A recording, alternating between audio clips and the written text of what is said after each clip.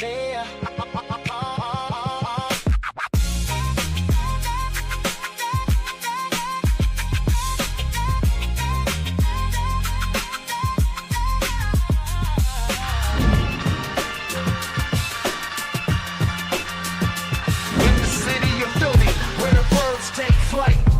Swag on the rise each and every night. Tone and Marcus got the scoop ready to ignite. From the lanes of South Street to the Broad Street lights. Dashing like a running back, hitting every play. Blind guys in the zone, never led astray. Talking touchdowns, talking game day. Huddle around the mic, hear what they gotta say. Fly like an eagle soaring in the sky. Tone and Marcus always standing by. Bringing their heat, call it do or die. Squad, hear the battle cry. Fly like an eagle soars in the sky. Tone and Marcus always standing by. Bringing the heat, call it do or die. Philly squad, hear the battle cry.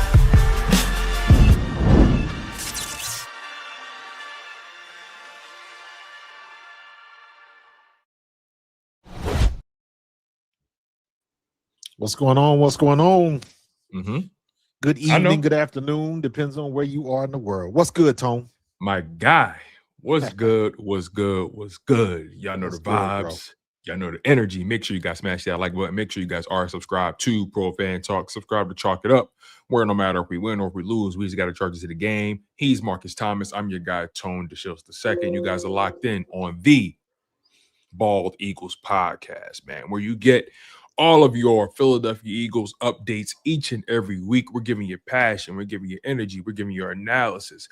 Marcus is giving you that nice, easy going, well-balanced football take, and I'm giving you all the nonsense, all the shenanigans in the world.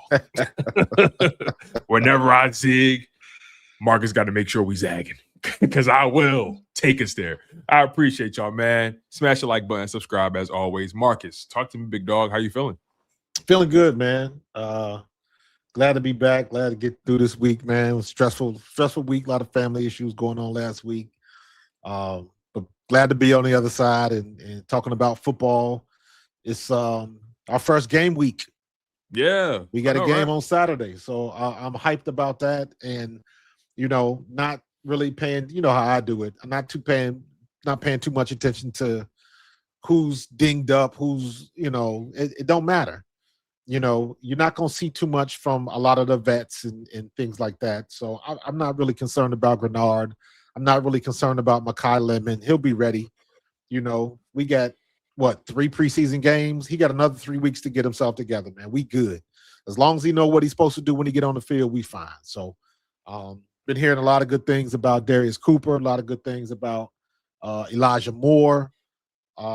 I ain't really heard too many bad things about anybody, to be honest with you, except Quez Watkins. But so yeah, I think we're in a good spot, man. And I'm really anxious to just get to Saturday so we can just see it, put them down on the field, man. Yeah. I'm definitely with you on that. I'm pretty eager about this weekend as well. The Eagles will face off against the Baltimore Ravens at M&T Bank Stadium.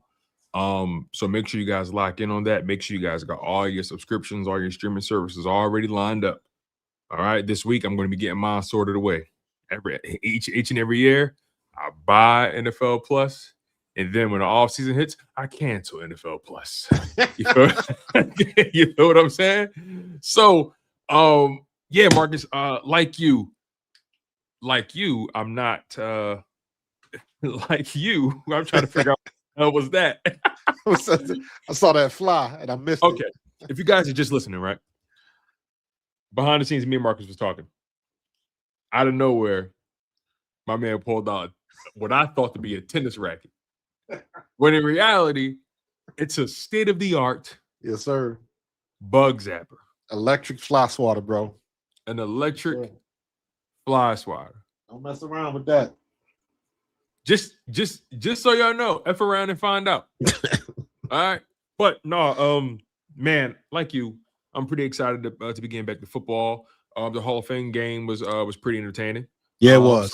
That's a good way to start the season. You saw a lot of guys playing hard, and I like that. Hopefully that's a sign of what's to come for the preseason. You know, it's a lot of guys playing for their football lives, their football futures. They're not just playing just for a particular role. They're playing for their livelihood. They're playing for their their lights to stay on, for the bills to get paid, you know, for medical bills to get taken care of. People got stuff going on.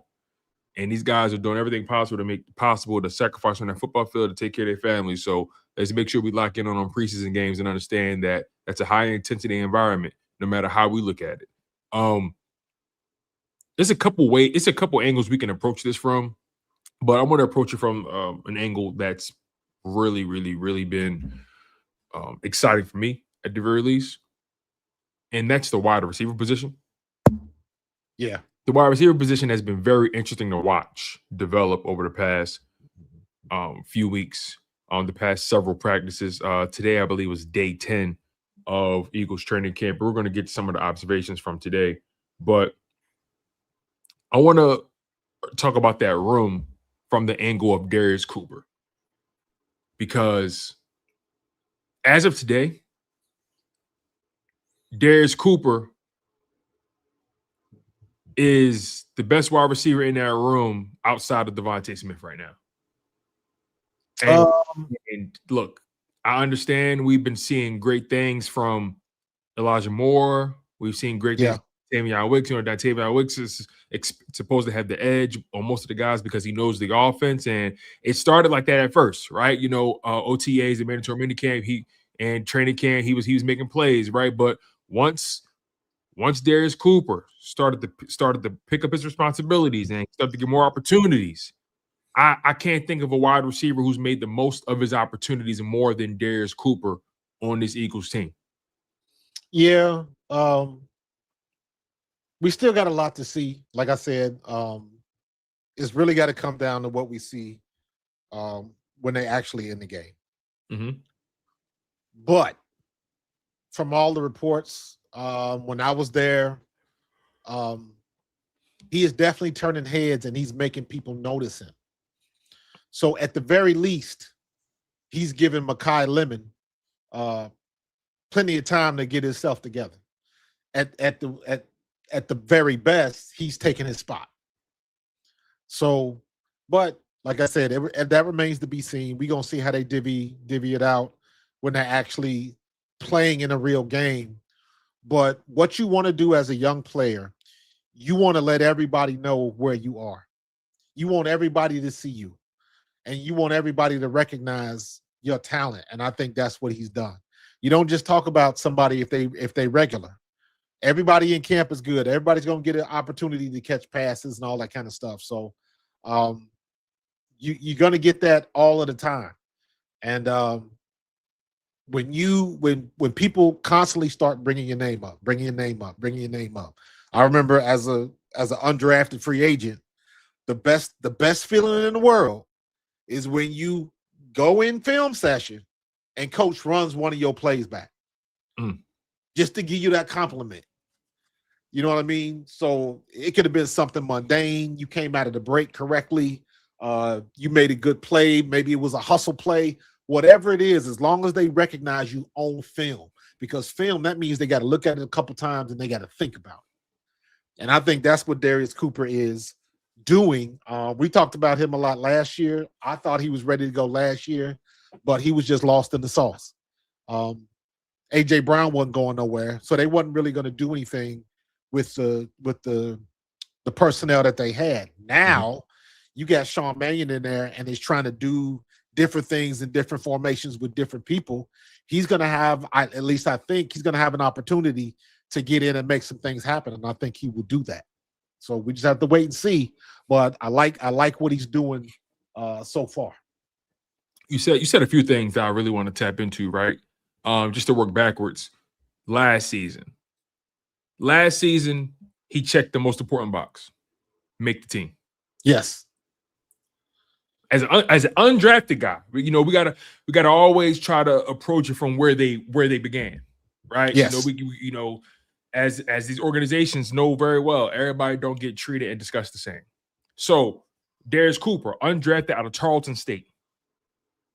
Eagles take a shot on him. He beats out a lot of guys. He makes the roster. He beats out who? Who was that on the team? let's not get it doesn't matter. He beat out guys, he made the roster. Undrafted free agent, made the undrafted. Squad. So he checked the most important box for year one, make the team. Correct. We all knew he wasn't going to get more opportunities than Devonta Smith, AJ Brown, or Jahan Dotson. We knew that. Yeah. Last season, your top 3 receivers was definitive. Now you enter year 2 for him, the 2026 season. Number 11's gone. Jahan Dotson's gone. Devonta Smith is the de facto wide receiver 1. Everybody else, hey, you better get your plate. You better claim your seat. You better claim your seat at the table. You better get your seat on the bus. The bus leaves in about 5 minutes. And Darius Cooper has taken advantage of those opportunities. And for me, because you said something very important, yes, this is practice, and it all remains to be seen until the bullets start flying. Correct. But, and I think you touched on this briefly, as a young player, you have a responsibility to make sure they notice you. Yeah. You have a responsibility to make sure they see you. As a young player, especially an undrafted player entering year 2 who still has to prove it, and the Eagles also reloaded at the position, bringing in Hollywood Brown, Elijah Moore, and Dontavion Wicks, Brandon Covey, and Johnny Wilson coming back. You know, you have to make yourself noticeable. But here's what makes it even more interesting for me, Marcus. You got a whole new offensive identity coming in. So a lot of guys start from square one. Only person that had the leg up was probably Dontavion Wicks. Yeah, so everybody's that's an advantage. That's an advantage for Darius Cooper. Because everybody's got to hit that learning curve the same way. Exactly. So what happens with him, you see a player who's not only making plays against any corner you put in front of him, because it's documented. He's made plays on Quinion. He's made plays on DeJean. He's made plays on Matt McWilliams. He's made plays on James. He's made plays on everybody. Not only is he making plays on everybody, he's making these plays in every which way a wide receiver can make plays. He's running every single route that they ask him to do. And on top of that, he's catching every single type of football that come his way, no matter who's throwing the football. That's what's standing out to me. It doesn't matter who's running the football. It doesn't matter what route he's running. It doesn't matter who's in front of him. He's making you notice him, and he's making you feel him.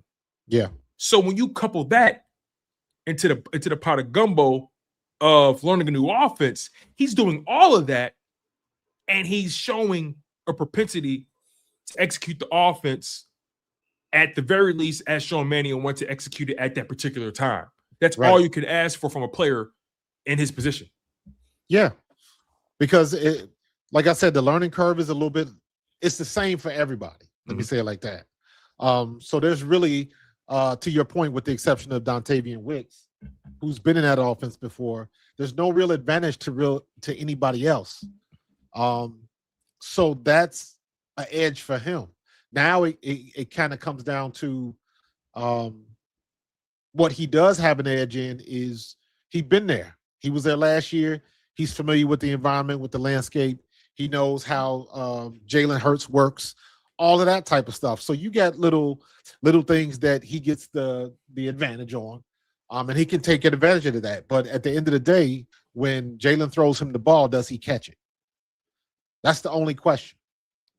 Jalen has been testing him in some areas of the field, and he's been laying out for them footballs and bringing them in. I mean, he's been the body control he's been displaying in practice, and the focus at the catch point for a young player.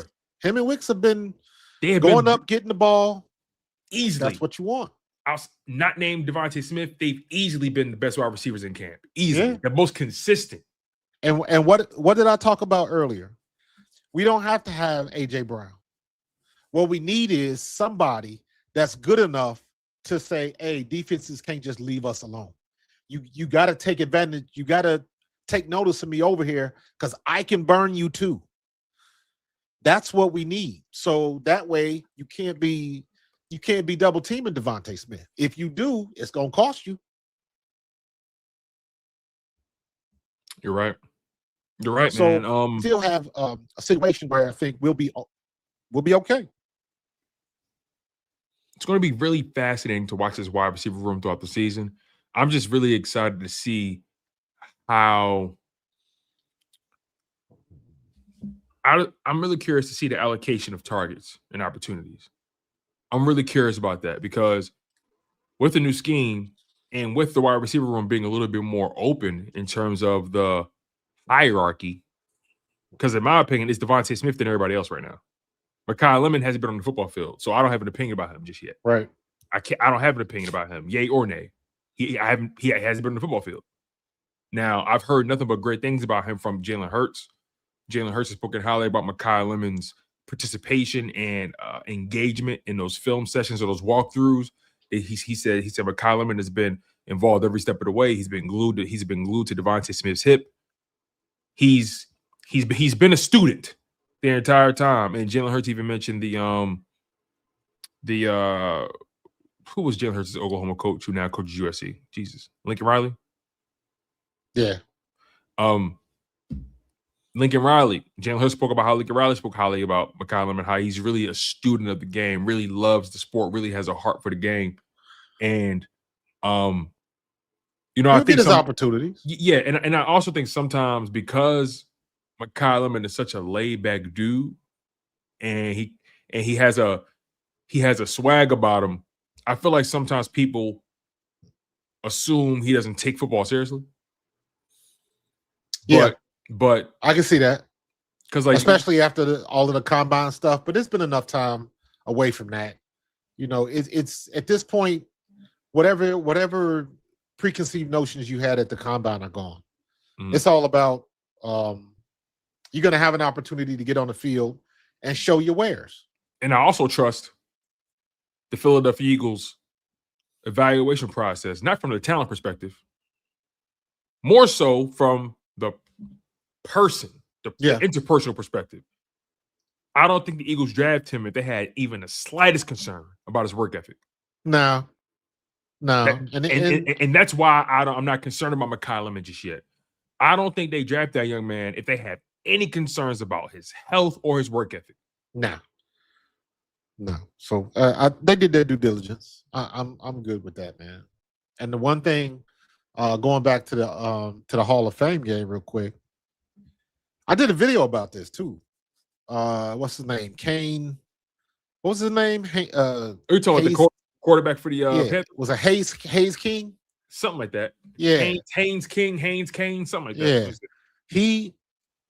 Haynes King. I watched that last drive. And the only thing I could think of, I made a video. I was my first film study video of the year. And it was because he ran play action to a T. That's the only thing I was looking at. He was under center. They ran play action. And he took them linebackers about 4 yards the wrong way. And that dude came across the middle, was wide open, and walked in his zone. I was like, that is exactly what play action can do for you. And that's what we're going to get with Sean Mannion, especially when you got Saquon back there with a healthy offensive line. Defenses ain't going to know what the hell to do. Because I think with these zone reads, zone blocking, and just having Saquon that you got to worry about, defenses are going to have problems with this offense. Saquon is going to be, in my opinion, the he's going to be the safety until everybody clicks. Because I know the offensive line is going to be good. And the zone blocking is going to benefit them. The zone blocking is going to benefit Saquon. So if the O-line and Saquon is running well early, that gives the passing offense a little bit more time. Like, you ain't got to rush it. It ain't got to be all pro right now. You can rush it, learn the concepts, understand what you're seeing. It just gives you that little bit of extra time for everybody to get on the same page with the passing offense. And it just makes everything better. So I think we are in a great situation. I think Jalen's ready. I'm very curious to see how much he's going to play, if at all, in the first couple of preseason games. We only got 3, right? Correct. So it'll be interesting to see how much he's actually on the field. So the 4th preseason game is actually going to be the joint practice. So we get the joint practice and then we play them. That's what, the second preseason game? Yeah, so we play New Yeah. England on August 22nd, meaning the joint practice likely will be Friday or Thursday. So yeah, we that's what I'm interested to see. That first joint practice is gonna be crazy. Because that's when I want to see Jalen. Like, all right, now we gonna see, all right, what does this look like with him under center? What is this looking like with us throwing the ball across the middle? What is this looking like with the zone read runs? And like now we gonna really see some things. We already know Markel Bell, you on the clock, bro. Because the best offensive tackle in football just said this is his last year. Ooh, this is why you're my partner in crime. This is why you get paid the big bucks. Because what a segue. What a segue. Take us there, my brother. You cooking. Yeah, I like where you're going with this. For y'all that didn't see Lane Johnson's presser, he really didn't get into why he was gone. People hinted at the mental health thing. I didn't get that. I even heard rumors about family suffered a medical emergency, whatever it was. Could have been, but whatever the reason was, he came back and he said, yeah, this is probably gonna be my last year. And the way he said it, and this is just my opinion, the way he said it, the first thing I thought of was, is his wife pregnant? Number one. And number two, if she is pregnant, what's going on with the child? Is everything cool? Is it special needs? Like it led me down that category. I don't know if that is what the issue is. Because again, they didn't say, but that's just how my brain is working. So, because he gave me the impression that, yeah, my family duties and what I'm doing on this football field are about to be at odds. So I've been at this long enough, so now I think it's time. And to me, that just sounded like I'm about to have other things I got to worry about. So, but in any case, whatever the reason was, I wish him Godspeed and nothing but the best, and I'll be there when they hang that jersey up. And so now, who's the backup? Now we got to figure that out because now it's real. Who's the backup? Let's hang around there because just approach it from the Lane angle first. You know this part all too well. When you dedicate so much of yourself to this sport, mind, body, soul, time, when you dedicate so much to this game, eventually you have to start considering your football mortality. Absolutely. And then even beyond your football mortality, you start to consider your mortality overall.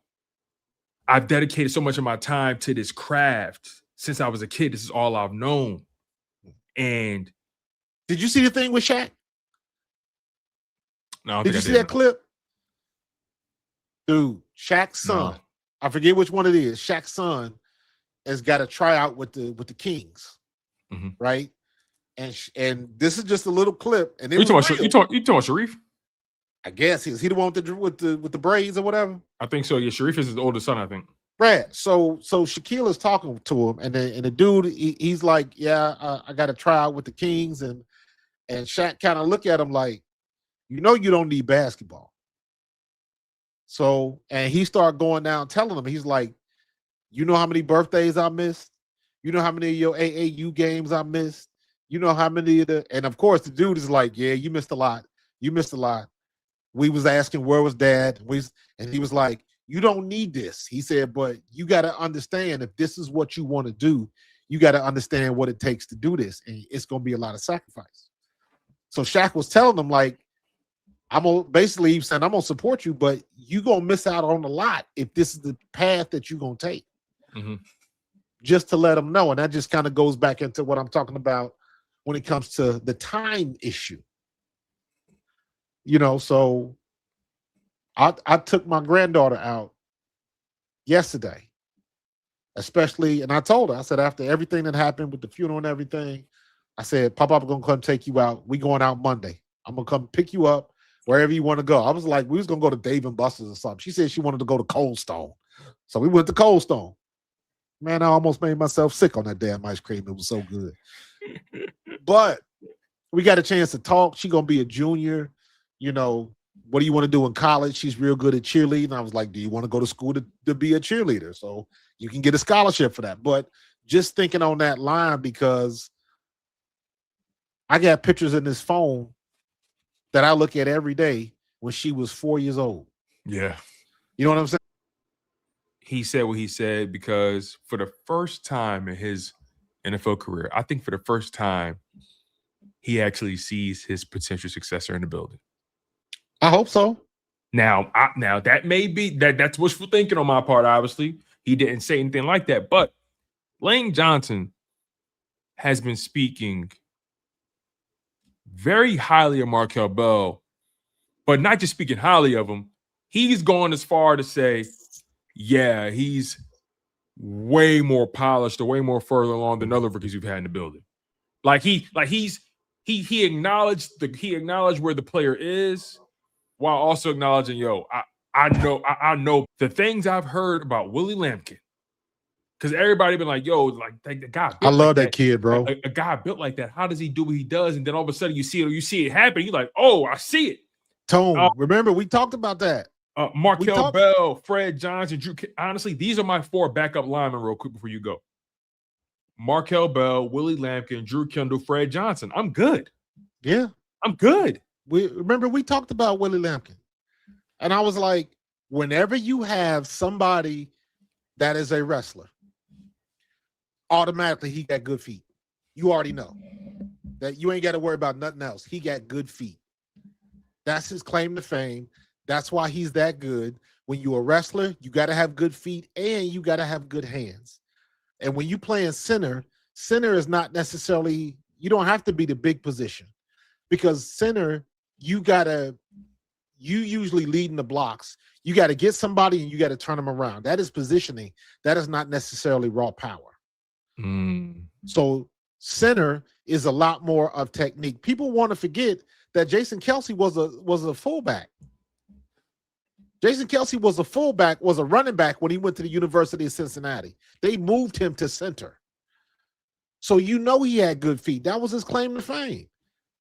Jason Kelce could get his ass downfield and get a block at the second level better than anybody in history. That's what gets him in the Hall of Fame. So not no surprises. So Markel Bell, you on the clock, bro. Hopefully we don't have to lose Lane Johnson to injury. We ain't got to worry about him missing a couple of games. But if you want to go back and look at the last 5 years, there's precedent. So I just don't want there to be that huge drop off like it's been in the past when we lose Lane for whatever reason. So I hope we got the answer. I hope he's right. I hope everybody is right with the decisions that we have made at the backup offensive tackle spot. That's going to be key. I think that's more important than the offensive coordinator at this point. Listen to this, though. It's all about what the Eagles are showing you with their actions, right? As far as how they view a guy. Their actions are going to tell you more than anything else how they view a guy. They drafted Cameron Williams and Miles Hinton in last year's draft class, right? Those guys were behemoths, tackles. One of them is a legacy. And Drew Kendall is also a legacy, by the way. Not once did we see the Eagles go out their way and allow Miles Hinton or Cameron Williams to be the starting right tackle for Lane Johnson while he missed 4 or 5 practices in a row. Yeah. And allow them to take all the snaps. All of them at right tackle, protecting Jalen Hurts. That sent a message to me on how they view that player. And then when Lane came back, you know, Fred Johnson would be the one to spell Lane as the rotational right tackle, and Markel Bell, we want you as our second team left tackle. They're showing you that Markel Bell. See, here's the thing: to make it on this Eagles team, in particular the offensive line, you're not gonna make it on this team just playing one position. Unless you got to swing. You got to be a swinger. You got to swing, and it's more.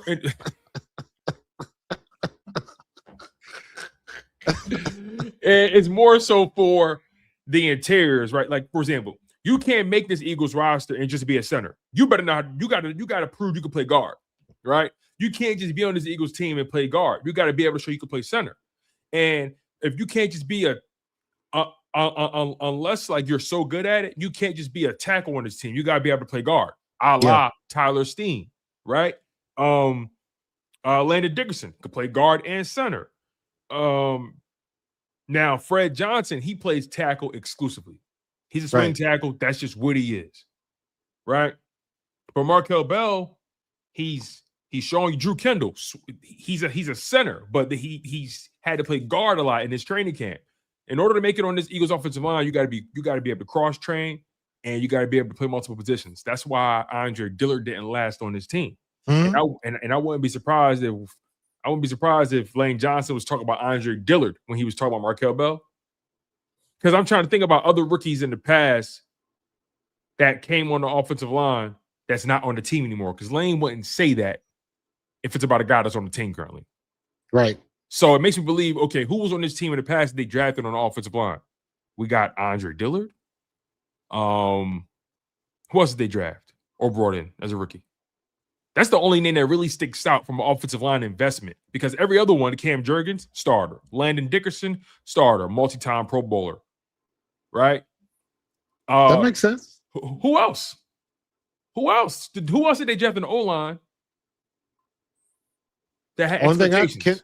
Kendall Hinton, and there's somebody else that I'm missing the name. Kendall is getting high-quality rotational guard and center reps right now. Miles Hinton and Cameron Williams are still on the team. I don't think Lane would speak like that about them. Well, I mean, he's not going to speak bad of anybody. So kind of take that with a grain of salt. I just think that we got a good look at our future. We are in a good spot. Now, could there still be a couple of duds? Can we still, we can mess around and have another Keely Ringo. Don't do that. Please, for the love of God, don't say that. With a lot of expectations, and they just don't pan out. So that is always a possibility. That is always a possibility. So it's more like a wait and see type deal. But I think that the guys on the court, on the field, they'll be fine. What I'm just saying, what I don't want to see is that huge drop off if something were to happen to Lane Johnson. If it does and we hold our own, then we've got a huge answer to a very big question. And it's kind of like, I don't want that answer, but I do want the answer because I know what it means if we have to get the answer. So I don't want Lane Johnson missing 6 weeks for, a hammy or something like that.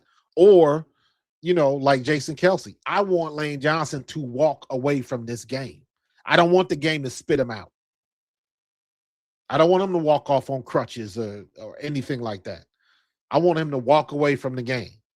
You named it, you claimed it, you walk away and get that press conference. I don't want to hear from him after he done been in the hospital for a couple of days working on the knee. I don't want to see nothing like that. I want that joker to walk off the field, period. So, but we have no control over that. The only thing we have control over is, hey, when our five line up against day 5, we got the advantage. And I need Sean Mannion to run it till they stop it, bro. Run it till they stop it. Yeah, man. Jalen Hurts, from everything I'm reading and hearing, Jalen Hurts is truly, truly taking ownership of this offense. The overall tenor coming from Jalen Hurts, the sentiment, just his energy, how he carries himself, just the air around him. He's been, I don't know, you tell me. There's a different inflection on Jalen Hurts' voice this offseason. I'm noticing in training camp. I don't tell me if I'm reading too much into it. I've watched a lot of Jalen Hurts press conferences, and how he's been speaking this season. Again, the tenor in which he's speaking. I sense someone who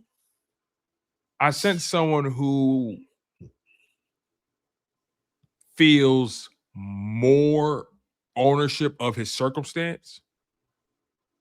I sense someone who understands the gravity of their situation. And Kataya, I think that is the real crux of what I'm getting at. I sense someone who's enthused about what they're doing every day. Yeah, I think I'll go back to what I said about Sean Mannion speaking his language. I think that makes a difference. I think it makes a difference when you see what the game plan is and you see what the scheme is and you see what the logic is and you agree with it. I see what you're trying to do there. I see what this is supposed to look like. We on the same page. Even when we disagree, we can still agree because we kind of still facing the same direction. Yeah. I didn't get that since last year with Patullo. See, it's one thing to disagree with. It's one thing when my good idea disagrees with your good idea.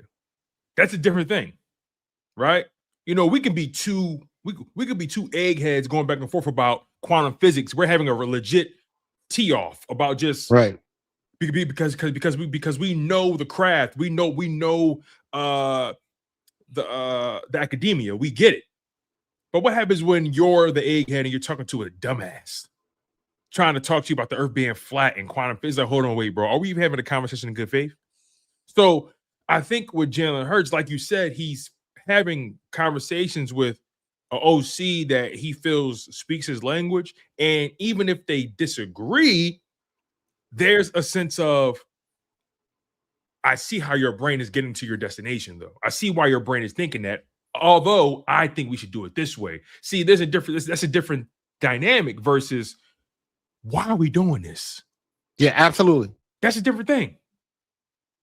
Absolutely. Totally, because even if you have two different ideas on how to get to the same place, I'm looking at Sean Mannion like, you can explain it.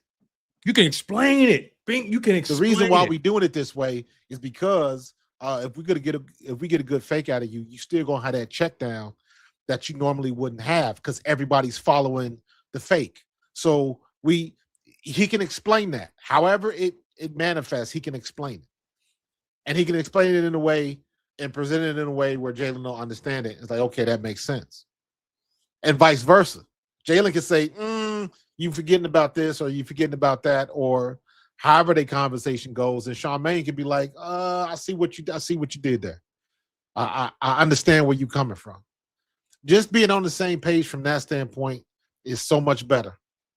Because again, I don't think he had that with Kevin Patullo. And he definitely didn't have it with a good offensive line, or at least a healthy one.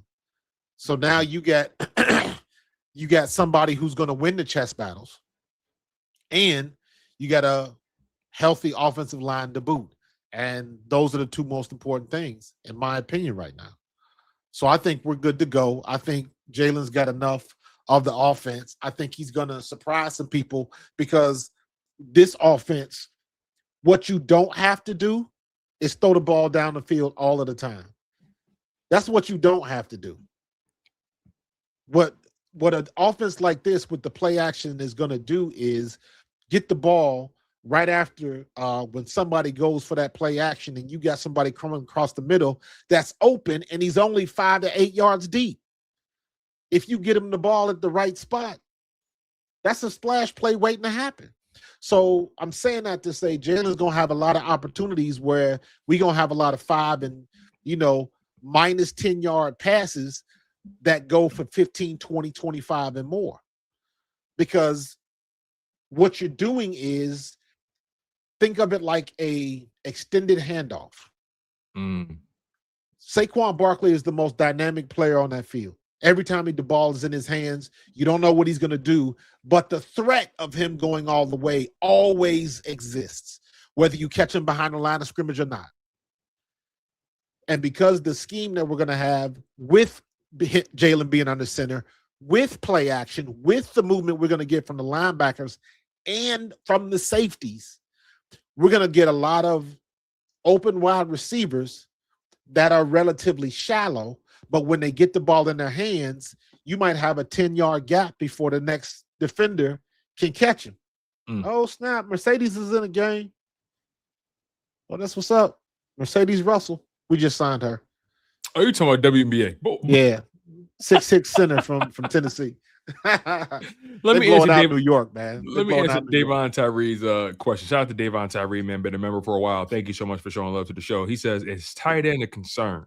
If so, should we look at Zach Ertz to come back or grab another tight end on waivers? How we feel about Eli Stowers, our new draft pick? So our tight ends are fine. So Marcus, quite frankly, answered the question for me. I'm pretty much in lockstep with him in this regard. I'm not ready to say I'm concerned about the tight end group at all. You still have Dallas Goedert there, who, in my opinion, is still a top 10 tight end in this league. On top of that, I spoke about this when it came to Eli Stowers. Eli Stowers in year one, he's not going to have many opportunities to begin with. So I'm not expecting him to set the world on fire. But what I am expecting from Eli Stowers, because he's not getting the most opportunities, it's going to be so important for him to maximize the ones he does get, because he will get some. He's going to get some. And the reason it's so important for him to maximize his opportunities, very little of them, but why it's going to be so important for him to maximize those limited opportunities in year one, because he's going to have to show enough. He's going to have to show enough to the Philadelphia Eagles front office and coaching staff to make them feel comfortable with not feeling obligated to ask Dallas Goedert to sign another one-year deal. Well, here's the most important piece for the tight ends. Yeah, go ahead. I'm forgetting his name. What's my man's name? Johnny the Munt. Blocking tight end. Johnny Munt. He's the most important piece. As long as he's healthy, as long as he's doing his job, Dallas Goedert can catch passes. And they're showing you he one of the most important Eli pieces. Eli Stowers can catch passes. Right. Because right now, when we got this kid in the game, we're not worried about blocking. He's the blocker. We can get out of the way. And he's catching balls too. So we can hit him with a little fake, and we can fool some. We got options now. A little we got a something blocker flat that can catch the ball. Hey, Johnny Munt, take this little catch in the flat. You know, exactly. give me 8 yards, 10 yards there. Hey, listen, sometimes it's always that tight end too that catch your defense lacking. It's always that tight end too that's just lingering. So again, Eli Stowers, I'm not expecting him to come in year one and be a major contributor. All he has to do is show enough to this team to make them feel comfortable enough to give him the keys in year two. He can do that. All it takes is that. one play. All it takes is one play. And I'm telling you right now,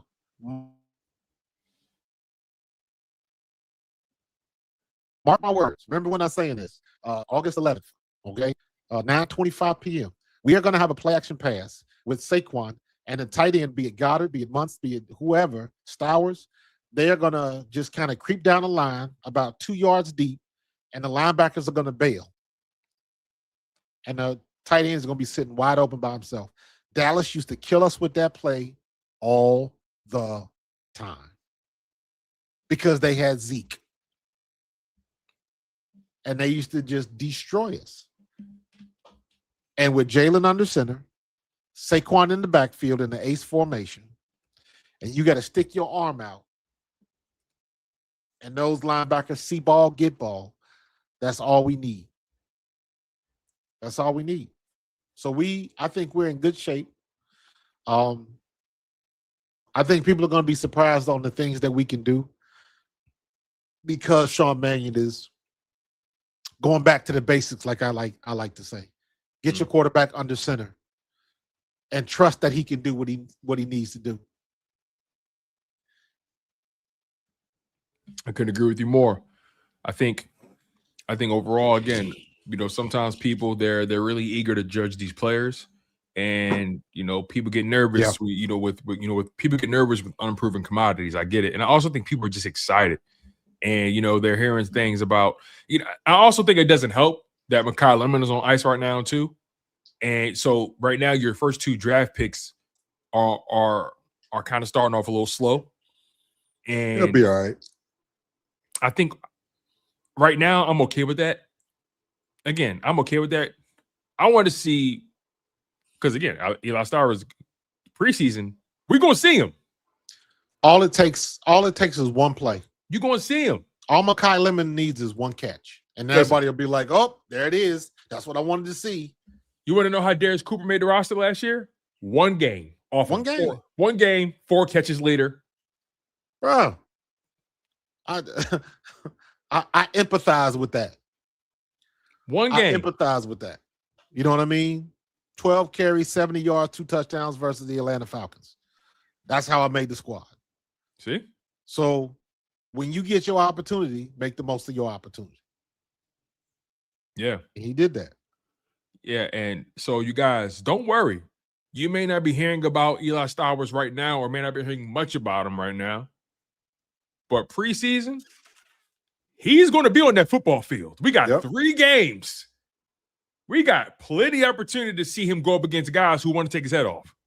So trust me. So, and also, we got to keep this in mind too, right?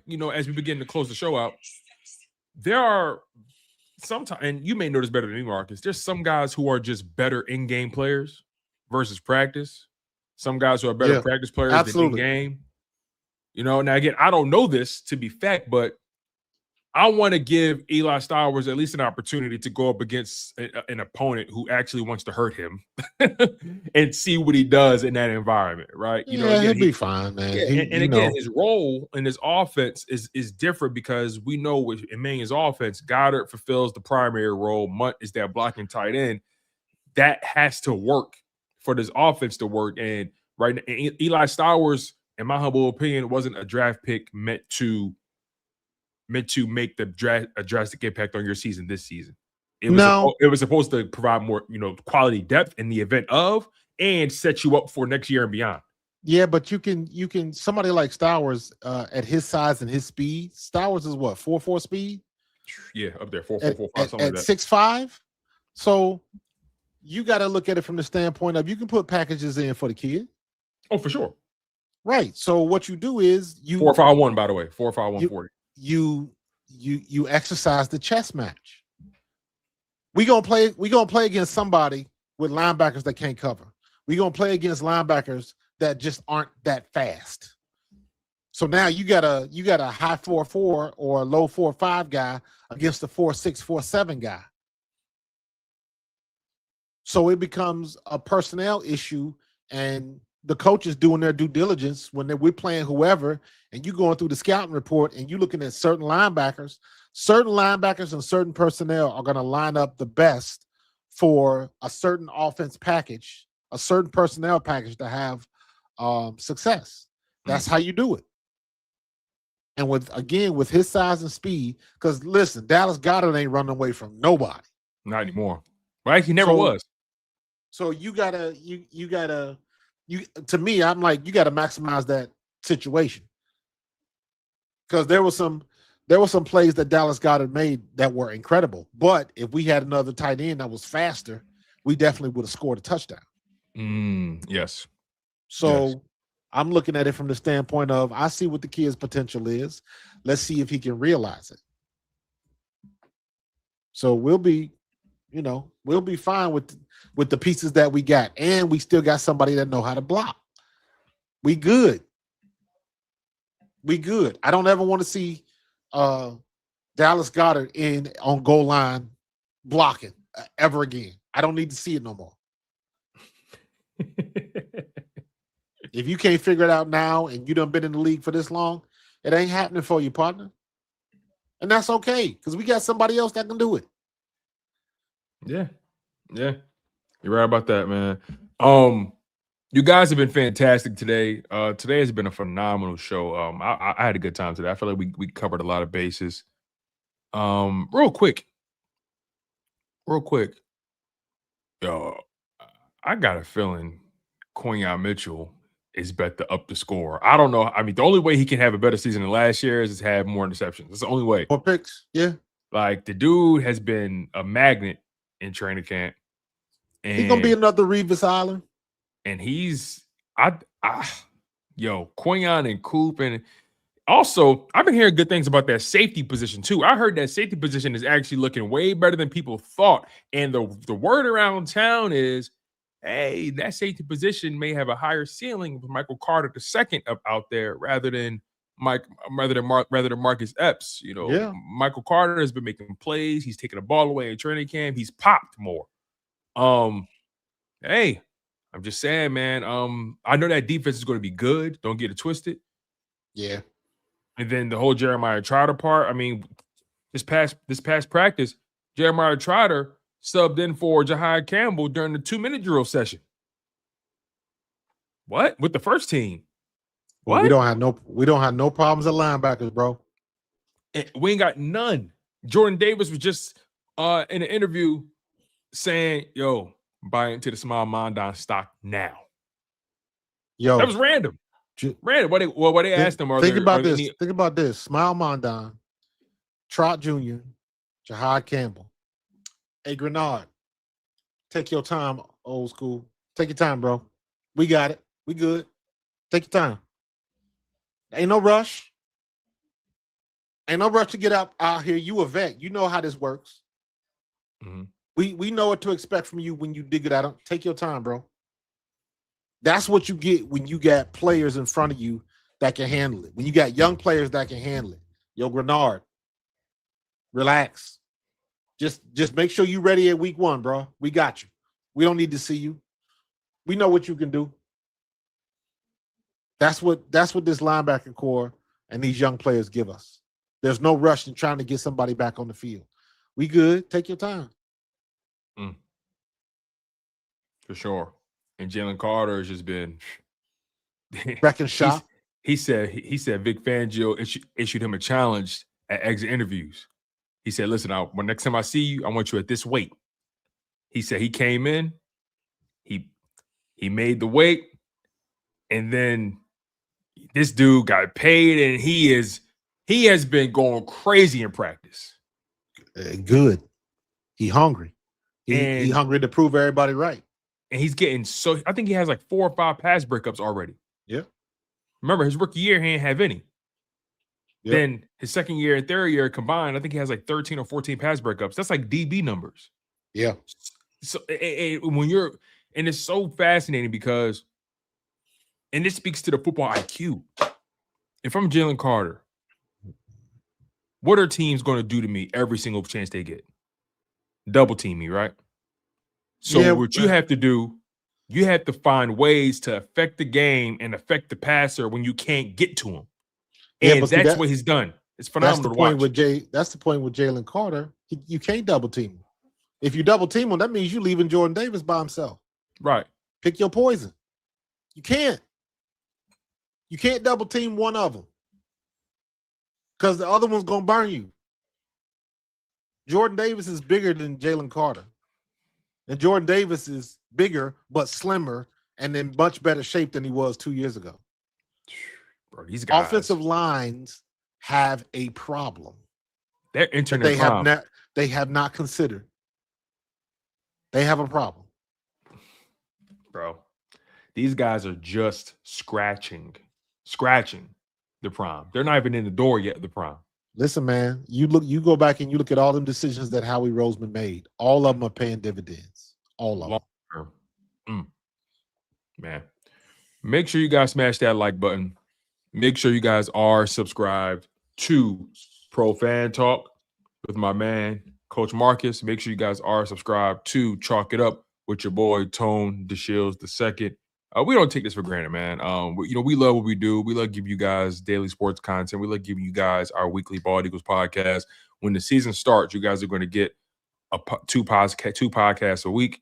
You're going to get your pregame version of the podcast, or you're going to get your week recap of the podcast. So make sure you guys stay locked in. What are you doing this weekend for the preseason game? I'm just chilling. I'll be taking notes. I made a decision. I don't think I'm gonna stream games too much because I like to watch. I like to watch the game. Right? It's a lot, and I like to take notes on what I'm watching, and I find myself not doing that when I'm streaming. Same. So like I take too many notes when I watch, and I'm too high. When I'm watching games, it's like it's like lifting weights for me. Like I'm in the zone. I can't, because at some point in time I'm gonna be yelling. Exactly. I'm gonna have to walk outside or something. So I don't. Even now, I do the same thing with the WNBA. I really would like to stream, but I like to watch the game first.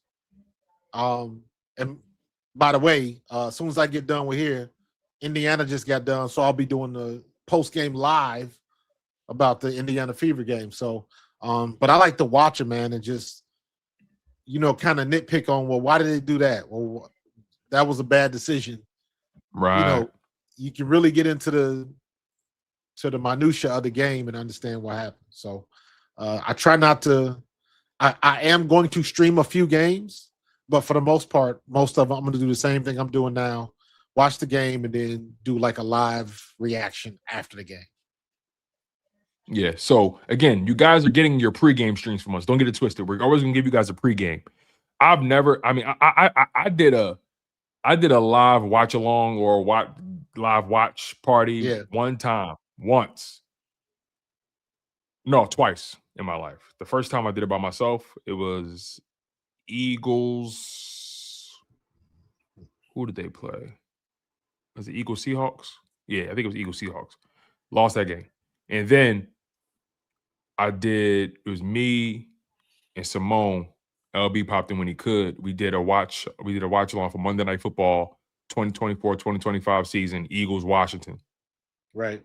I can't do them though. I just can't. I only do it if somebody asks me to do it with them, but I'm not doing it on my own because I like I like to take notes, man. I'm a note taker. That's the only way this show works. So it's a lot.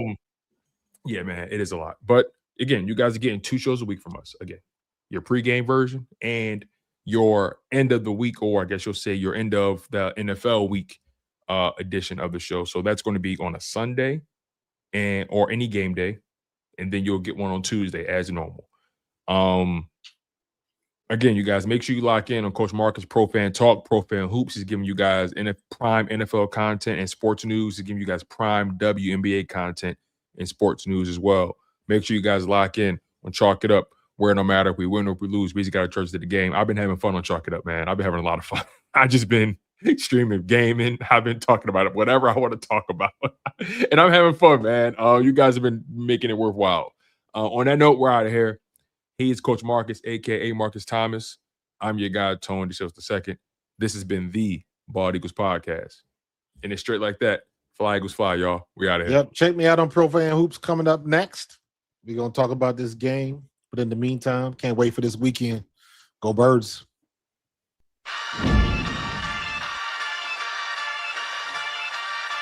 In the city of Philly, where the birds take flight, Eagle swag on the rise each and every night. Tone and Marcus got the scoop ready to ignite. From the lanes of South Street to the Broad Street lights, dashing like a running back, hitting every play. Fly guys in the zone, never led astray. Talking touchdowns, talking game day. Huddle around the mic, hear what they gotta say. I like an eagle soaring in the sky. Tone and Marcus always standing by, bringing the heat, call it do or die. Philly squad, here to